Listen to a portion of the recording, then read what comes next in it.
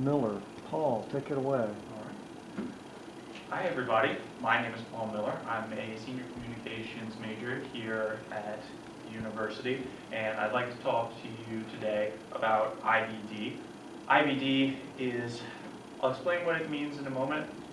For the moment, right now, you just need to know that it's an acronym. So to just kind of set the stage for things, starting in 2010, I would have been a sophomore at Spartanburg High School. That's my alma mater. I was making a pretty good transition out of homeschooling, but a little bit awkward. Anyone who knows homeschooling stereotypes should be familiar with that. You said And I was also a active member of the Boy Scouts. I had a part-time job with Brewster's Ice Cream, got free ice cream every night, and just generally enjoying the lack of responsibility that comes with adolescence. I was enjoying my Saturday morning cartoons just like Anthony was. But starting in sophomore year, I had some things going on that were abnormal. I started experiencing some inconsistencies with my health, but they weren't very severe, so like anyone, I ignored them. But as we progressed, they got a little bit more severe. I continued to just see if they would go away until it got to the point where I was experiencing very, very severe abdominal pains, the type where you just kind of want to go into a separate room and not be around anyone else. At which point my parents decided I needed to go to the doctor, or more like 3 to 4 doctors. So I started having a diagnosis done, lots of different tests over the course of several months, lots of doctors putting cameras where you don't want doctors to put cameras. And this reminds me though, there was actually one thing during the diagnosis that was kind of cool. So has anyone here heard of barium? Reese have. Like on the element table? Like on the what? The element table? Yes. Okay. Yeah, barium. So part of the testing that I had done was what you see right there. I drank that. Well, not that. I didn't drink a rock, but barium is a metal. You grind it up. You suspend it in this white chalky substance. It's about the consistency of chocolate pudding, but not nearly as fun to drink. And then you drink that. You drink the metal. So that picture is actually of a dog. So when you drink the barium and then you have x-rays done, they can see everything that's going on because only the places where it is inside you get highlighted by the x-ray. So that's really cool. If you go to Wild Wings for Trivia Night, you might find that useful. So I was diagnosed with Crohn's disease. Crohn's disease is a type of IBD. That stands for inflammatory bowel disorder. And that includes Crohn's disease, which I had, and then something called ulcerative colitis.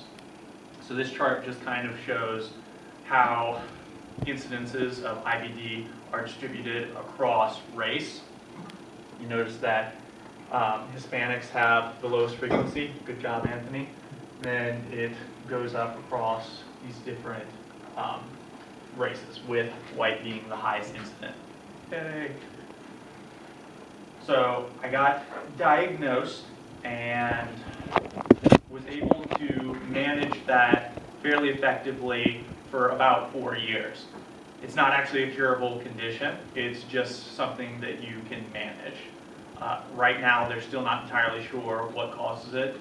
The thing that seems to have the most impact on whether or not you will have that is genetics. So if both of your parents have it, you have, I think, approximately a 36% chance of having it, either some form of IBD. Neither of my parents do. I'm the only one in my family, aside from perhaps my aunt, who has it. So managed it well for about 4 years, but then starting in probably around 2015, 2016, in the wake of Obamacare, my family actually lost insurance. And Obamacare caused premiums to skyrocket. Our family premium was probably about $600 per month before, and then in the wake of Obamacare, that went to over $1,000 per month.